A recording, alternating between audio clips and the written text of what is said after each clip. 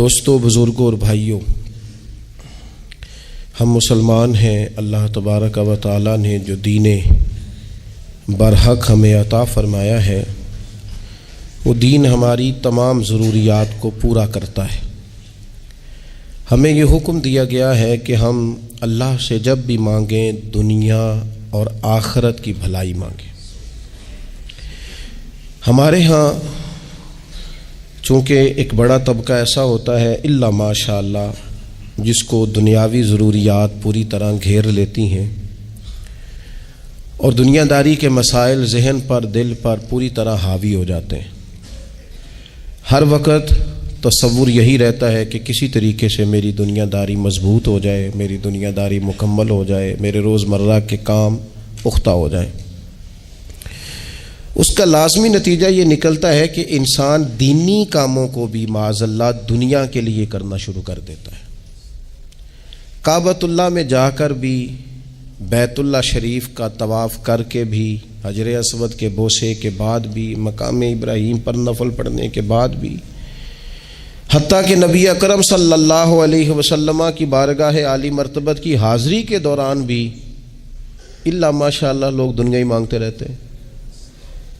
میرا فلانا کام ہو جائے، میرے بچوں کے معاملات سنور جائیں، فلاں کا مستقبل بہتر ہو جائے۔ دنیا کی خیر اللہ سے مانگنا برا نہیں، لیکن صرف دنیا ہی مانگنا اور اپنی آخرت کو فراموش کر دینا۔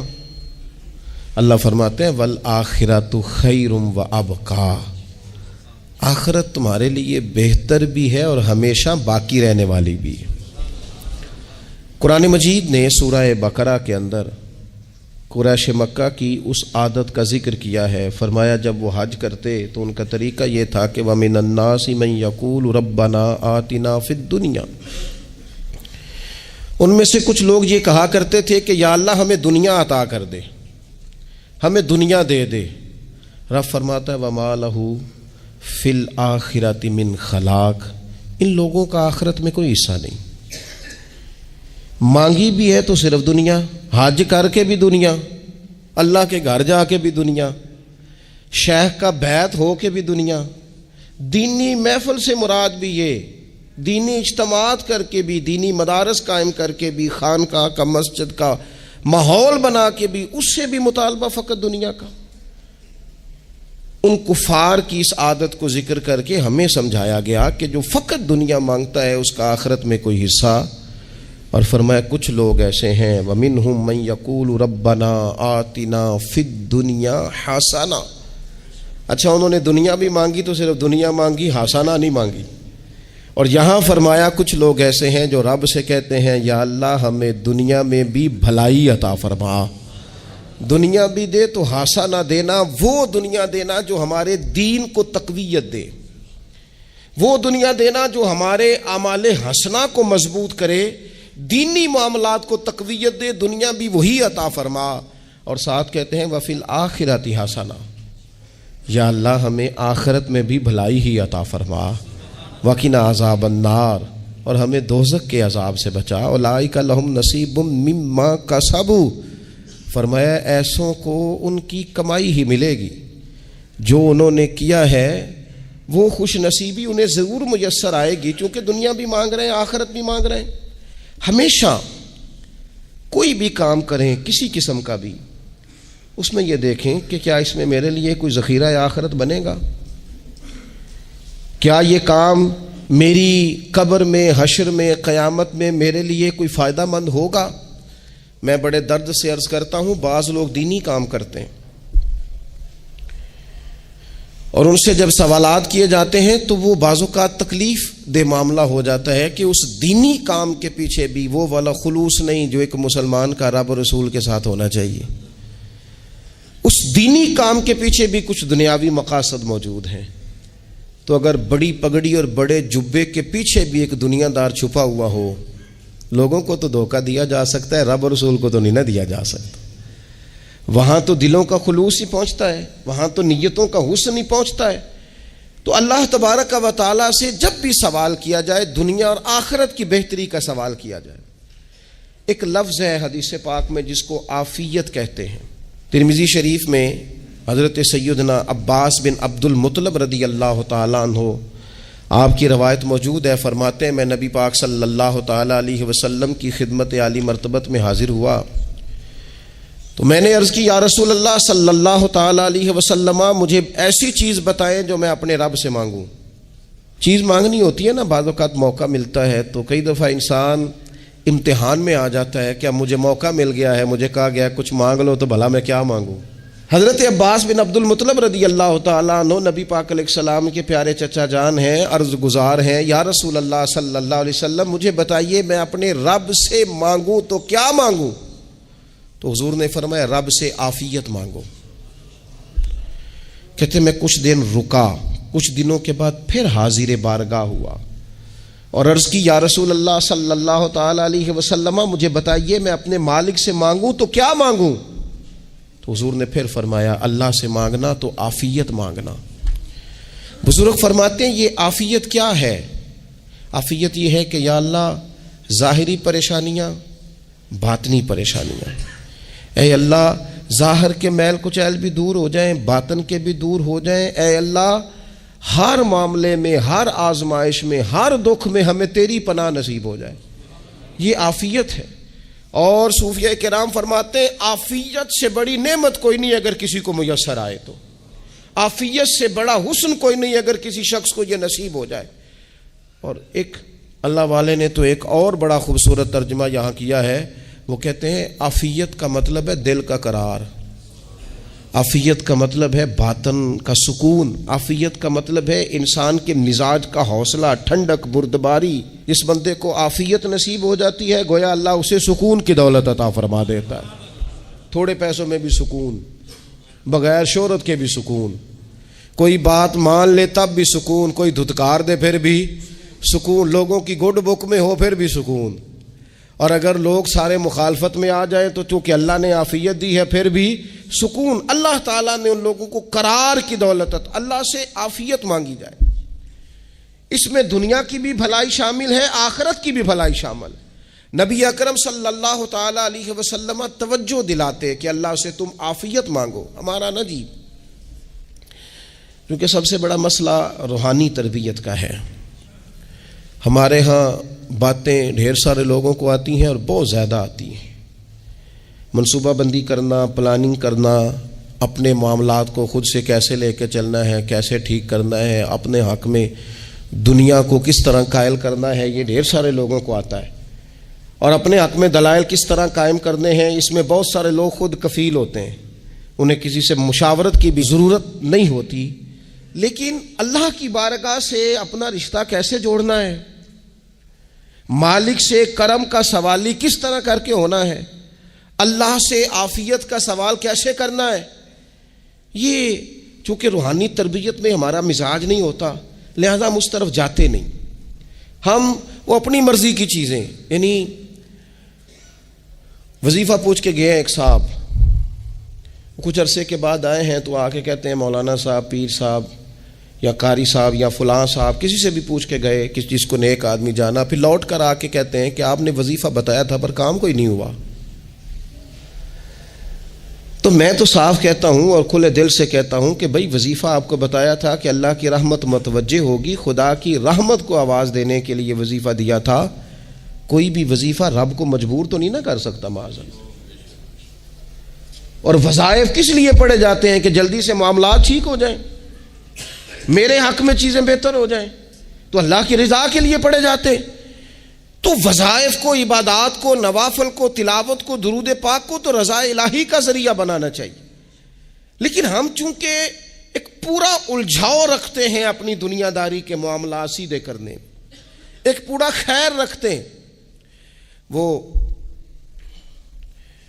لوگ ملتے رہتے ہیں مختلف بزرگوں کی نسبت کے تعلق سے، تو بعض جگہوں پہ بعض لوگ بڑے تیز ہوتے ہیں، یعنی ان سے آپ کی ملاقات ہوتی ہے تو بندے کو محسوس ہوتا ہے کہ یار اسے تو پہلے ہی ساری باتوں کا پتہ ہے، اور کئی دفعہ ان سے ملنے کے بعد احساس ہوتا ہے کہ یار اس سے تو تھوڑا سیکھ ہی لیتے تو بہتر تھا، یہ تو بات بڑی آگے نکل گئی۔ سارا پتہ ہوتا ہے، باشعور ہوتے ہیں، لیکن ڈر آتا ہے اللہ سے۔ اتنا باشعور آدمی، سمجھدار، پنچایت، پریا، لوگ، دین، دنیا سارا پتہ ہے، نماز کا ٹائم آ گیا تو وہ چھپتا پھرتا ہے. اس کی طبیعت پر بوجھ بن رہا ہے معاذ اللہ اللہ کے حضور حاضر ہونا. اسے خیر کا کام کرنا پڑ رہا ہے تو وہ ادھر ادھر نکلتا جا رہا ہے. تو سوال یہ ہے کہ پھر یہ شعور کا کیا مطلب رکھا ہوا ہے ہم نے؟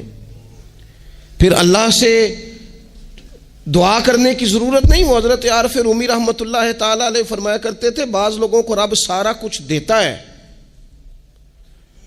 سجدے کی توفیق نہیں دیتا. اس کا مطلب یہ ہے کہ وہ کہتا ہے یہ سارا کچھ لے اور نکل جا، میرے گھر نہ آنا، رکھ سارا کچھ پاس.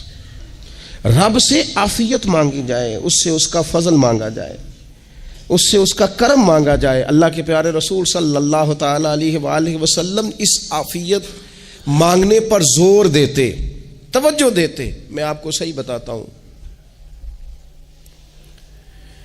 رب نے اگر کسی بندے کو عافیت میں رکھا ہو نا تو حالات کیسے بھی برے چل رہے ہوں اس کا بگاڑ کچھ نہیں سکتے.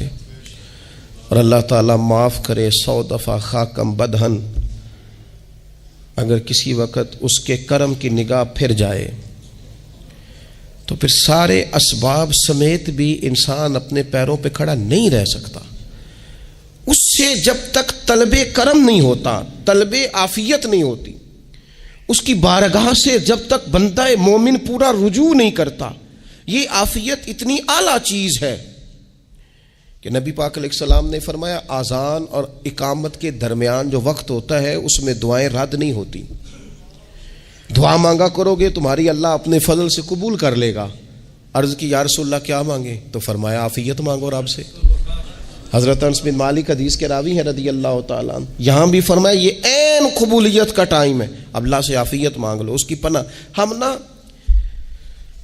ہم دعاؤں میں بھی محدود ہو جاتے ہیں. رب دا طالب کوئی نہ ملیا، جو ملیا طالب زردہ ہو. دعاؤں میں بھی حد بندی. بعض اوقات بچے بھی تربیت کرتے ہیں نا. ایک مولانا ہے، ان کا خیال ہے کہ انہوں نے مجھ سے کچھ پڑھا ہے تو کبھی کبھی استاد جی کہہ دیتے ہیں، بہت پرانی بات ہے، انہوں نے مجھے فون کیا کہ اگر آپ کبھی تشریف لائیں، تو میں نے کہا پتر دعا مانگ اللہ کو چھوٹی جی گڈی دے وے. تو اس بچے نے میری بڑی تربیت کی، کہنے لگا استاد جی اللہ کو لو منگنی یہ تو وڈی ساری منگو، آپ نے محدود کیوں کیا کہ بھئی یہ چھوٹی سی اللہ گاڑی کیوں اللہ چھوٹی دے، رب دے تو بڑی دے اور رحمت سے دے، اللہ سے مانگنی ہے نا جی. ہم تربیت نہیں لیتے. میں نے اس کا شکریہ ادا کیا، میں نے کہا بیٹے تو نے بڑی سونی بات کی، اللہ تجھے اس کا اجر عطا کرے، اللہ تجھے برکات عطا کرے. اگر آپ نے سیکھنا ہے تو پھر آپ سیکھ لیں گے، اور اگر نہیں سیکھنا تو پھر یہی کہنا ہے ساری عمر لنگی بندہ کو نہیں ملیا، چونکہ مزاج نہیں ہے نا سیکھنے کا، اس لیے پھر ملا ہی کوئی نہیں. پھر ساری زندگی کو میسر ہی نہیں آیا، کسی نے نصیحت ہی نہیں کی، کوئی آنکھوں کو بھایا ہی نہیں.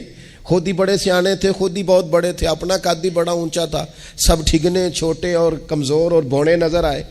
عزیز بھائی، جب عافیت، ایک بزرگ تھے ہر وقت اللہ سے عافیت مانگتے تھے، ہر وقت اللہ سے عافیت مانگتے تھے، ہر وقت عافیت مانگتے تھے. لوگوں نے پوچھا، لوگ ان کو صالح جانتے تھے، نیک سمجھتے تھے، کہ حضور آپ اور کوئی دعا مانگتے نہیں، عافیت ہی مانگتے ہیں. فرمانے لگے میں مانگا کرتا تھا شروع میں، بعد میں خیال آیا ہے اور بھی دعائیں مانگا کرتا تھا، یہ احساس بعد میں نصیب ہوا. فرماتے میں مزدوری کرتا تھا، مال برداری کرتا تھا، ایک جگہ پہ ڈیوٹی کر رہا تھا تو تھک گیا، اور وہ جو کام لینے والے لوگ تھے ان کا رویہ بھی بڑا ترش تھا، تکلیف ہوئی. تو میں نے اپنے مالک کی بارگاہ میں عرض کی، مالک اگر 2 روٹی بغیر مجھے مشقت کے مل جائے دن میں تو تیری بارگاہ تو بڑی کریم ہے. کہتے ہیں میں نے یہ دعا مانگ لی. ذرا میں تھوڑا آگے بڑھا تو 2 بندے آپس میں لڑ رہے تھے، میں ان کی صلح کرانے کے لیے، انہیں بچانے کے لیے آگے بڑھا، تو میں جس کو چھڑا رہا تھا دوسرے نے میرے اوپر ضرب لگا دی، میرا بھی سر پھٹ گیا. تھوڑی دیر کے بعد وہاں پولیس آ گئی، وہ تینوں کو لڑنے والا سمجھ کے اٹھا کے لے گئے، مجھے جیل ہو گئی. 2 روٹیاں بغیر مشقت کے روز ملنی شروع ہو گئی. دعا مانگی تھی نا کہ یا اللہ 2 روٹیاں مل جائے نا بغیر مشقت کے، کہتے ہیں وہ 2 روٹیاں روز ملتی، کوئی کام نہیں کرنا پڑتا تھا، پر جیل ہو گئی. فرماتے ہیں میں بڑا پریشان تھا، روز روٹیاں پابندی سے آتی اور بہترین آتی، کھانا ملتا. پھر کچھ عرصے کے بعد میں نے سوچا کہ یار یہ دعا تو قبول ہو گئی نا تیری، اب تو اگر اس پر کوئی الگ بات کرے گا تو وہ تو غلط کرے گا. کہتے پھر خود ہی میرے دل میں اللہ نے بات ڈالی اور میں نے عرض کی مالک 2 روٹیاں نہیں، مجھے تو عافیت چاہیے. مجھے تو آفیت دے، میرے اوپر تو کرم فرما، تو نظر رحمت کر، جے ایک قطرہ بخشے مینوں، ایک قطرہ بخشے مینوں تے کام بن جاندا ہی میرا، مہربانی کر، آفیت عطا کر۔ فرماتے پھر خدا نے کرم کیا، کہاں سے اسباب بنے میرے جیل سے چھوٹنے کے، کون کون میرے ضمانتی بنے اللہ ہی جانتا ہے۔ فرماتے ہیں دروازے بھی کھل گئے، رزق بھی ملتا ہے، صحت بھی میسر ہے، سجدہ بھی کر لیتا ہوں، سویرے تلاوت بھی کرتا ہوں، شام کو مدینے والے کی بارگاہ میں رج کے درود و سلام بھی عرض کرتا ہوں، میں ممکن ہوتا ہے تو کسی غریب کی داد رسی بھی کرتا ہوں۔ اب سمجھ آئی ہے، ربنا آتنا فی الدنیا حسنۃ وفی الآخرۃ حسنۃ وقنا عذاب النار۔ اب سمجھ آئی ہے رب سے جب بھی مانگنا ہے آفیت ہی مانگنی ہے، اس سے کرم مانگ۔ ہم نے محدود دعائیں رکھی ہوئی ہیں، محدود، وہ جی فلانا کام میرا ہو جائے تو بھئی وہ ایک ہو گیا، اس کے بعد پھر نئی ٹینشن بن جائے گی، نہیں میں جی بچوں کی شادی کر لوں جی پھر میں فارغ ہوں۔ آپ شادی کر کے دیکھیں، لاگ پتہ جائے گا کیسے فارغ ہوتے ہیں۔ آپ یہاں رکتے کیوں ہیں؟ آپ خدا سے عافیت کیوں نہیں طلب کرتے؟ اس کی بارگاہ سے وہ کیوں نہیں مانگتے کہ جو ایک قطرہ ملے تو دنیا اور آخرت کے سارے کام ہو جائے؟ اس سے اس کی رحمت کا سوال کرے، اس سے اس کے کرم کا سوال کرے۔ اللہ کی بارگاہ میں بھی حاضر ہونا اور جچی تلی اور جناب ناپ تول کر اور محدود چیزوں کا سوال کرنا، مالک سے مانگیں، اور وہ جب دیتا ہے تو دیتا بھی بے حساب ہی ہے۔ وہ جب عطا کرتا ہے تو کرم کے دروازے کھول کے عطا کرتا ہے، ورنہ تو ایک الجھن سے انسان نکلتا ہے دوسری میں الجھ جاتا ہے، ایک گتھی کو سلجھاتا ہے۔ پھر اقبال رو پڑے تھے، کہنے لگے میں عقل کی گتھیاں سلجھا چکا ہوں، یا رب مجھے صاحب جنوں کر دے۔ اللہ یہ بڑا میں نے ہیر پھیر دیکھ لیا، مجھے دیوانہ بنا، اب مجھے جنون ہو، اب میں کسی کے لیے رویا کروں، اب میں کسی کی یاد میں تڑپا کروں، اب میں رات کسی کے لیے میری آنکھیں بیدار رہیں۔ یہ بڑی ہو گئی دنیا داری، عقل کی گتھی حالانکہ نہیں سلجھتی، پر اقبال کہتے ہیں عقل کی گتھیاں سلجھا چکا ہوں، یا رب مجھے صاحب جنوں کر دے۔ اور پھر کہنے لگے بجھی عشق کی آگ اندھیر ہے، اب یہ مسلمان نہیں، یہ خاک کا ڈھیر ہے، تو مٹی بن کے رہ گیا۔ کیا کہاں اپنی ساری توجہات کا قبلہ کس چیز کو؟ میرے عزیزو اللہ سے عافیت۔ نبی پاک علیہ الصلوۃ والسلام نے ایک شخص سے پوچھا کیا دعا مانگ رہے ہو؟ تو اس نے کہا یا رسول اللہ میں اللہ کی بارگاہ میں صبر کا سوال کر رہا ہوں۔ تو حضور فرمانے لگے صبر تو مصیبت پر ہوتا ہے۔ یا رسول اللہ پھر کیا مانگوں؟ آپ ان جملوں اور لفظوں کی گہرائی کو سمجھیں، صبر کے لیے تو پہلے مصیبت آئے گی پھر صبر آئے گا۔ تو یا رسول اللہ کیا مانگوں؟ فرمایا تو رب سے عافیت مانگ۔ مانا کیا ہے؟ مصیبت آئے کیوں؟ اللہ تجھے اپنی حفاظت کے حصار میں لے لے، وہ وقت ہی کیوں آئے کہ جب تیری طبیعت الجھ جائے، جب تو پریشان ہو جائے، جب تو تو اللہ سے عافیت مانگنا۔ جب تو عافیت مانگے گا تو اگر کبھی مشکل آئے گی بھی نا تو خدا پھر اپنے فضل سے مشکل سے نکلنے میں رستہ بھی بڑی جلدی عطا فرمائے گا اور تیرے اوپر فضل فرمائے گا۔ اگر عافیت، یہ جو ہم نبی پاک کی امت ہے نا، تو یہ ہمارے گرد اللہ کے فضل اور اس کی رحمت کا حصار ہے، یہ حصار ہے ہمارے گرد۔ وہ درویش نے کہا تھا نا کہ کروں شکر کتنا اور کروں فخر کتنا کہ تیرے کرم نے مجھے فائز المرام کیا، دیکھو بنا کے سید عالم کا امتی مجھ کو گناہ سے پہلے ہی بخشش کا انتظام کیا۔ ابھی میں نے غلطی کی نہیں لیکن مجھے حضور کا غلام بنا دیا، بخشش کا بندوبست پہلے ہو گیا۔ اپنے مالک سے، بیمار بھی اس سے عافیت مانگیں، مقروض بھی اس سے عافیت مانگیں، بے اولاد بھی اس سے عافیت ہی مانگیں، صاحب اولاد بھی اس سے عافیت ہی مانگیں، جو دولت کے حصول کے رزق حلال کے خواہش مند ہیں وہ بھی اس سے عافیت مانگیں، اور جن کی جھولی اس نے بھر دی ہے وہ بھی اپنے رب سے عافیت ہی مانگیں۔ مالک سے جب سوال کرے، ایک بزرگ تھے انہوں نے تو اپنی انگوٹھی میں لکھوا لیا تھا کہ یا اللہ مجھے عافیت عطا فرما، مگر جب بھی دیکھتا ہوں یاد آ جاتا ہے کہ اللہ سے عافیت مانگنی۔ اپنے مالک کی بارگاہ کے اندر دیکھو، میں نے دیکھا ہے وہ کسی نے کہا تھا کہ تیری خواہش ہے کہ وہ تیری آرزو کرے پوری، اور میری خواہش ہے کہ تیری آرزو بدل جائے۔ کچھ لوگ ایسی خواہشات بھی لے کے آتے ہیں کہ جو پوری نہ ہو تو بہتر ہوتا ہے، اس لیے آپ کو پتہ ہے موت مانگنا جائز نہیں دین میں. مصائب سے گھبرا کر، مشکلات سے گھبرا کر، زندگی کے مد و جزر سے پریشان ہو کر موت کا سوال کرنا جائز نہیں. کس طرح جائز ہے؟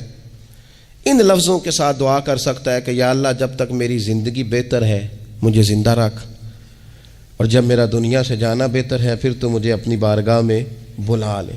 یہ بھی کیا ہے؟ یہ بھی عافیت کا سوال ہی ہے کہ یا اللہ رکھ بھی تب تک جب تک رہنا بہتر ہے. نبی پاک نے بھی ارذل العمر ہونے سے پناہ مانگی. ہمارا یہ مزاج بن گیا ہے کہ ہم اپنے حق میں ایسی چیزوں کا سوال کر رہے ہوتے ہیں جو کئی دفعہ ہمیں مل جائیں تو ہمارا نقصان کریں. قرآن حکیم ایک جگہ پہ اللہ کریم نے فرمایا ہے کہ اگر سب لوگوں کو مال دے دوں تو بغاوت کریں، فساد ہو جائے. کیا مانا؟ کہ اپنا نقصان کر بیٹھے لوگ. ہم اپنے مالک کی بارگاہ میں بعض ایسی چیزوں کے سوالی ہیں کہ جو ہمارے لیے ٹھیک نہیں ہے، ہمیں اس کے کرم پر چھوڑنا ہے، اس سے عافیت مانگنی. اور بعض لوگ، کیونکہ میں کہہ چکا ہوں شروع میں کہ ہماری دینی روحانی تربیت نہیں ہوتی اور ہم کہیں سے باقاعدہ اسباق لینے کے قائل ہی نہیں ہوتے، پوری تربیت کا ہمارا مزاج نہیں ہوتا، اپنی عقل اور اپنا شعور اور اپنے حساب سے ہم زندگی کو بتانا چاہتے ہیں. اور یہ جو میرا دور ہے یہ ویسے ہی الجھا ہوا زمانہ ہے، اللہ ماشاء اللہ، پتہ نہیں کوئی کیا بول رہا ہے، کوئی کیا کہہ رہا ہے، ایسے ہے جیسے کوئی میلہ لگا ہوا ہے اور کان پڑی آواز سنائی نہیں دے رہی. جس کی دکان پر کوئی گاہک نہیں وہ بھی کہہ رہا ہے لائنیں بنا لو. ایسا الجھا ماحول ہے اور ایسی آزمائش ہے کہ لوگ بیچارے پریشان ہیں. دیکھیں جب تربیت کے ساتھ انسان آگے بڑھتا ہے نا، ہمارے پاس مقتدا ہے اللہ رسول کا کلام، ہمارا پیشوا ہے رب رسول کا فرمان. جب ہم کتاب و سنت کی روشنی میں آگے بڑھتے ہیں تو پھر ہمارے لیے منزل آسان بھی ہوتی ہے اور قریب بھی ہوتی. پھر ہمارے لیے آگے کی طرف سفر کرنا، آگے بڑھ جانا یہ آسان ہوتا ہے. آپ غور کریں جو لوگ دنیا میں کامیاب رہے، بھلا کس طرح کامیاب رہے؟ وہ اس طرح کامیاب رہے کہ انہوں نے نا اپنے رب سے عافیت مانگی. اللہ تعالیٰ نے خود بخود ان کے لیے رستے بنائے. آپ تاریخ پڑھیں گے بعض لوگوں کی تو لگ نہیں رہا تھا کہ وہ اتنی کامیابی حاصل کریں گے. دیکھ لیں آپ، حضرت غوث اعظم جیلانی رضی اللہ تعالیٰ عنہ بغداد شریف تشریف لاتے ہیں تو ان کی کیفیت یہ ہے کہ پتے کھا کے گزارا کرنا پڑتا ہے. یعنی پیچھے کوئی ایسا بیک گراؤنڈ کسی کا بنایا ہوا ادارہ، کوئی بڑی خانقاہ، کوئی بڑے لمبے چوڑے والد صاحب کے مریدین، کوئی بڑا لمبا سلسلہ نہیں مل رہا. ان کو بظاہر پتے کھا کے گزارا کرنا پڑتا ہے، لیکن چونکہ وہ نکلے ہیں اللہ کی مدد کے ساتھ، انہیں اللہ نے تائید دی ہے، فضل فرمایا ہے، تو نتیجہ یہ نکلا ہے کہ 70 ہزار بندہ ایک ایک وقت میں تربیت لینے کے لیے ان کے سامنے موجود ہے. یہ اللہ نے اسباب بنائے ہیں، کیونکہ جب رب عافیت عطا کرتا ہے تو پھر اللہ اسباب بھی پیدا فرماتا ہے. ہمارا ذہن تو تھک جاتا ہے سیاست کرتے کرتے. ہم تو جناب پوری ترتیب سے ہمیں سلیقہ آتا ہے کس طرح کر کے کس بندے کو کیسے قائل کرنا ہے. پورے طور پر ہم وہ ساری زندگی سیاست کرتے رہتے ہیں. وہ خاندانوں میں بھی چلتی ہے، گلی محلے میں بھی چلتی ہے، دوستوں میں بھی چلتی ہے، اور بعد میں پتہ چلتا ہے کہ یہ پتے کھیل کون رہا تھا. اصل میں صلح کرانے والا تھا کہ لڑائی کرانے والا تھا. یہ سب کا خیر خواہ تھا یا سب کی ذہن کے اندر فطور کی آمیزش ہی اس شخص کی وجہ سے تھی. ہم چونکہ وہ خاص عافیت اللہ سے نہیں مانگتے، ہماری مخصوص سیاست ہوتی ہے سبھی کو راضی رکھو. اس کا نتیجہ یہ نکلتا ہے کہ ایک ٹائم آتا ہے کوئی بھی راضی نہیں رہتا. ہم اگر اپنے مالک کی طرف رجحان کریں اور اللہ نے جو ہمیں شعور دیا ہے اس شعور کو لے کر اللہ کی بارگاہ کی طرف بڑھیں. آپ یقین کریں اعلیٰ حضرت بریلوی رحمۃ اللہ علیہ کی کتابیں ہیں، ایک ایک کتاب پر پی ایچ ڈی ہو رہی ہے، اور انہوں نے 150 سال پہلے بیٹھ کر جو کچھ لکھا تھا بعین ہی لفظ بلفظ اس کی ضرورت آج محسوس ہو رہی ہے اور آنے والے وقت میں بڑھ رہی ہے. لیکن ان کے پاس کوئی ٹیم نہیں تھی، 50 لوگ نہیں تھے جو ان کے پاس بیٹھ کے لکھواتے، اپنا پریس نہیں تھا، ایسے لوگ نہیں تھے کہ جن کو پتا ہوتا کہ کتاب ہم کل چھاپیں گے اور اتنے فیصد یہ مارکیٹ میں نکل بھی جائے گی. ایسا کچھ نہیں تھا. کیا تھا؟ اللہ کی مدد ساتھ تھی، تائید ایزوی ساتھ تھی، اللہ نے اپنی عافیت میں رکھا تھا. وہ قرآن مجید کی آیت کا ترجمہ کرتے ہیں نا اعلیٰ حضرت، اہدنا الصراط المستقیم، یا اللہ ہمیں سیدھی راہ پہ چلا. بہت سارے مفسرین نے کہا اے اللہ ہمیں سیدھا راستہ دکھا، فرماتے ہیں اے اللہ ہمیں سیدھی راہ پر چلا۔ تو کسی نے کہا حضور یہ چلا اور دکھا میں کیا فرق ہے؟ فرمانے لگے دکھانے کا مطلب یہ ہوتا ہے کہ کسی نے پوچھا میں نے گجرانوالہ جانا ہے، تو دکھانا یہ ہے کہ اسے کہا یہاں سے باہر نکلو، روڈ پہ چڑھ جاؤ، سیدھے جاؤ گے، ایک پول آئے گا اسے کراس کرنا، نیچے اترنا، وہاں سے شہر شروع ہو جائے گا۔ پھر اس نے اگر کوئی اندرونی جگہ شہر کی پوچھ لی تو اس کو کہا کہ رائٹ ہو جانا، پھر لیفٹ ہو جانا، پھر آگے کسی سے مزید۔ یہ ہے راستہ دکھانا، اور ایک ہے چلانا۔ اس نے کہا میں نے گجرانوالہ جانا ہے، تو اس نے کہا ساتھ بیٹھنا میری گاڑی پہ، جہاں تو نے جانا ہے میں چھوڑ کے آتا ہوں۔ یہ راستے پہ چلانا ہے، یہ مقام تفکر ہے، آپ اس پر غور فرمائیں گے۔ کہتے ہیں یا اللہ تو ہمیں راستہ دکھائے گا اور دکھاتا ہے، لیکن چاروں جانب شیطان بھی تو بیٹھا ہے نا، فتنے بھی تو ہے نا، تو اگر تیری رحمت ساتھ ساتھ رہے، مانا کہ محبت کے سفر میں ہر گام پہ 100 مشکل ہے، لیکن یہ سفر آسان بھی ہے اگر ساتھ تمہارا ہو جائے۔ اگر تو ساتھ چلے تو پھر یہ سفر مشکل ہے۔ وہ ہارون رشید نا اپنے محل کی چھت پہ ٹہل رہا تھا، سب سے اوپر والے چوارے پر، نیچے سے حضرت بہلول دانا گزر رہے تھے، اوپر اس کے ساتھ سپاہی بھی تھے، گن مین بھی تھے۔ اس نے کہا یہ بابا تو ذرا اوپر اٹھاؤ۔ انہوں نے ایک ڈولی، ایک ٹوکری سمجھ لیں، اس کو رسیاں باندھ کے نیچے پھینکا۔ نیچے جو سپاہی تھے ان کو کہا کہ یہ بابا جی کو پکڑ کے اس میں بٹھاؤ۔ انہوں نے جبرن تھاما بابا جی کو، اس میں ڈالا، اوپر والوں نے کھینچ لیا۔ 2-3 منٹ لگے۔ ہارون رشید کے سامنے حضرت بہلول دانا پہنچ گئے تو تھوڑے ناراض بھی ہوئے کہ یہ کوئی طریقہ تو نہیں نا بلانے کا۔ ملاقات ہوئی تو کہا کیوں بلایا؟ کہنے لگا ایک مسئلہ پوچھنا تھا۔ فرمانے لگے بادشاہ ہے نا، تیرے مسئلے پوچھنے کا بھی اپنا ہی انداز ہے، پوچھ مسئلہ۔ کہنے لگا بابا پوچھنا تھا کہ آپ اللہ تک کیسے پہنچے؟ حضرت بہلول دانا چپ کر گئے۔ 2-4 منٹ کے بعد کہنے لگے جس طرح ابھی زمین سے تیرے تک نہیں پہنچا، بالکل اسی طرح ہی پہنچ گیا ہوں رب کریم کی بارگاہ تک، اور وہ بھی جو اس نے کرم فرمایا ہے، ورنہ میں تو نہیں سمجھتا کہ میں پہنچ گیا ہوں، وہ بھی اگر تیری خوش گمانی ہے۔ ہارون رشید کہنے لگا مجھے سمجھ نہیں آئی۔ فرمانے لگے تو بادشاہ جو ہے اتنی جلدی کیسے سمجھ میں آئے گی تجھے بات؟ فرمانے لگے اگر میں تجھ سے ملنا چاہتا نا تو میں ایک درخواست لکھتا، پھر کسی وزیر سے سفارشی سائن کراتا، پھر وہ جمع کراتا، پھر مجھے ٹائم ملتا کہ فلاں دن فلاں تاریخ فلاں ٹائم آ جانا، پھر آ کے میں لائن میں لگتا، پھر بھی تو بادشاہ ہے، تیرا موڈ بنتا ملنے کا کہ نہ بنتا۔ جب میں چاہتا تو پتہ نہیں کتنا ٹائم لگ جاتا، جب تو نے چاہا ہے نا تو 1 منٹ بھی نہیں لگا۔ فرمانے لگے میں نے دعویٰ ہی نہیں کیا کہ میں جد و جہد کر کے پہنچوں گا، میں نے تو رب کی بارگاہ میں عاجزی کی ہے، پھر رب نے ہی کرم فرمایا ہے، اسی نے مہربانی کی ہے۔ مانا کہ محبت کے سفر میں ہر گام پہ 100 مشکل ہے، لیکن یہ سفر آسان بھی ہے اگر ساتھ تمہارا ہو جائے۔ اس کے کرم کا ساتھ رہا ہے، اس سے عافیت مانگی ہے، اپنے آپ کو اس کے سپرد کیا ہے تو اس نے کرم کر دیا۔ جب تک یہ مزاج نہیں ہم بناتے کہ مالک سے عافیت کا سوال کریں، اپنے آپ کو اپنے رب کے حوالے کر دیں، اس کی رحمتوں کے سپرد کر دیں، اتنی دیر تک زندگی میں ٹھہراؤ نہیں آتا، قرار نہیں آتا۔ مشکات میں موجود ہے، اللہ کے پیارے رسول صلی اللہ تعالی علیہ وسلم تیمارداری کے لیے گئے تو صحابہ کرام فرماتے ہیں وہ بندہ نا اتنا پتلا نحیف اور لاغر ہو گیا تھا جس طرح چڑیا کا بچہ ہوتا ہے، کمزوری ضعف طاری تھا۔ تو محبوب کریم نے اسے دیکھا تو بڑے کریمانہ انداز میں کریم فرمانے لگے تو کوئی دعا نہیں مانگتا، تو عافیت نہیں مانگتا اللہ سے؟ عرض کی یا رسول اللہ صلی اللہ تعالی علیہ وسلم، میں نے اپنے رب کی بارگاہ میں عرض کی ہے مالک قیامت کا عذاب بڑا سخت ہے، میں نہیں برداشت کر سکتا، تو نے اگر مجھے کوئی سزا دینی ہے تو یہیں دے لے، قیامت کو نہ دینا۔ تو کہتے ہیں محبوب فرمانے لگے سبحان اللہ، او خدا کے بندے تو رب کی سزا دنیا میں بھی نہیں سہ سکتا، اللہ سے یہ بھی سوال نہ کر، تو رب سے کہہ ربنا آتنا فی الدنیا حسنۃ وفی الآخرۃ حسنۃ وقنا عذاب النار، تو رب سے دنیا میں بھی حسنہ مانگ، بھلائی مانگ، تو آخرت کے لیے بھی بھلائی مانگ، تو اس سے عافیت کا سوال کر۔ تو نے یہ سوال کیوں کیا؟ عرض کی یا رسول اللہ کرم ہو گیا ہے، مجھے سمجھ آ گئی ہے، اب میں اسی طرح ہی کروں گا۔ عزیز دوستو ہم کہاں سہ سکتے ہیں؟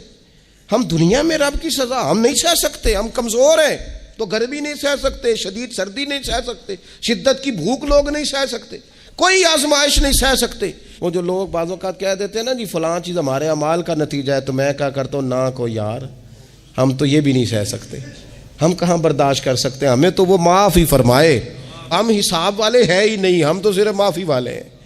ہم سے نہ حساب پوچھے، اس نے حساب پوچھا تو پھر تو بڑی مشکل ہو جائے گی، اگر اس نے حساب پوچھا تو بڑی رسوائی ہو جائے گی، اگر حساب پوچھا تو مشکلات سامنے دکھائی دینے لگ جائیں گی۔ ہم سے تو وہ درگزر والا معاملہ کرے، ہم سے تو وہ کہے جا میں نے محبوب کے صدقے تجھے معاف کیا، جا تیرے لیے رحمت اور بخشش والا فیصلہ کیا، وہ کوئی سبب اس کی رحمت کسی سبب کو دیکھ لے اور درگزر کر لے۔ تو آج کی پوری گفتگو میں آج آپ کو بڑی ذمہ داری سے یہ گزارش کر رہا ہوں، اللہ سے عافیت مانگے، ہر وقت عافیت مانگے۔ میری سالوں سے روٹین ہے، میں دعا مانگتا ہوں، اللہم انا نسألک العفو والعافیت فی الدین والدنیا والآخرہ۔ اور یہ خاموش تبلیغ ہوتی رہی، میں مانگتا رہا، کئی بچوں کو ویسے یاد ہو گئی، اس کو یاد کر لیں، اللہ سے عافیت مانگے، دین میں، دنیا میں، آخرت میں، اس کو اپنا مزاج بنائیں۔ اللہ تبارک و تعالی ہم سب کو عافیت نصیب فرمائے۔ آخر دعوانا الحمدللہ۔ کافر اسی پچ ہو گیا، پھر تشبیہ مسلح کی کرنا، اساں ظاہر نو رب من آئے،